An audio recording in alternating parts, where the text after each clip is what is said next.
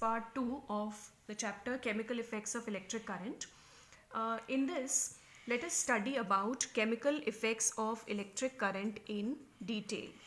Chemical effects of electric current in detail. Chemical effect is when electricity is passed through certain substances, then chemical changes takes place inside them. Now, for solids, we have already read in previous classes that solids can be conductors, okay, or can be insulators. We know about it, that those substances through which current can easily pass through are known as conductors, and those substances through which electric current cannot pass through are known as insulators.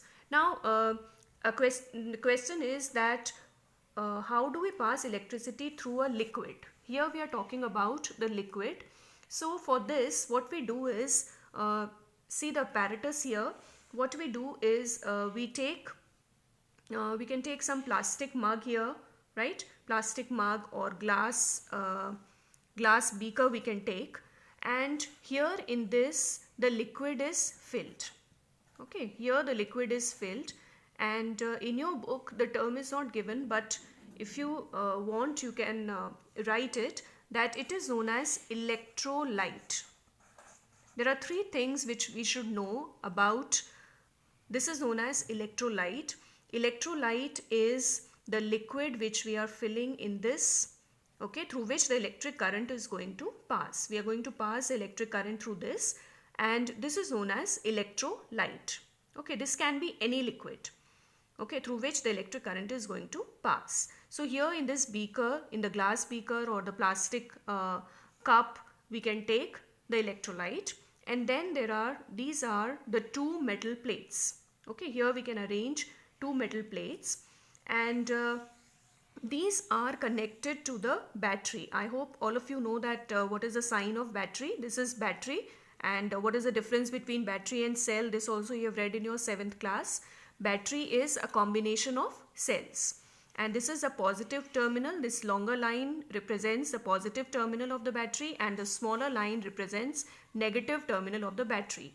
So when we connect this to the two metal plates, right, this one is the metal plate and this is also a metal plate, and when we connect this with the positive terminal of the battery, okay, this is known as anode. This is known as anode, and when we connect it with the negative terminal of the battery, then it is known as cathode. These are very, very important terms. Okay, often students make this error. They say anode is negative and cathode is positive. So you should learn this. Okay, these are the basics of chemistry, that anode is positive electrode. These two are known as electrodes. Okay, so there are two electrodes, anode and cathode.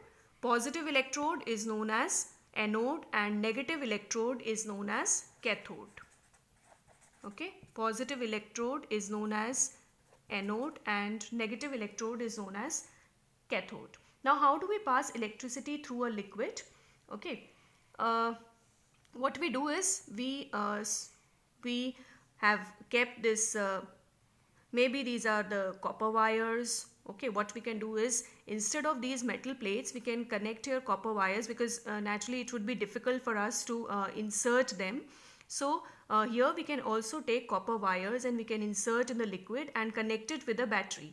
Okay, so this one is here in this electrodes are usually made up of metals, right? Anode and cathode electrodes are made up of metals. Now, why these are made up of metals? I told you that this can be a metallic rod or a metallic wire.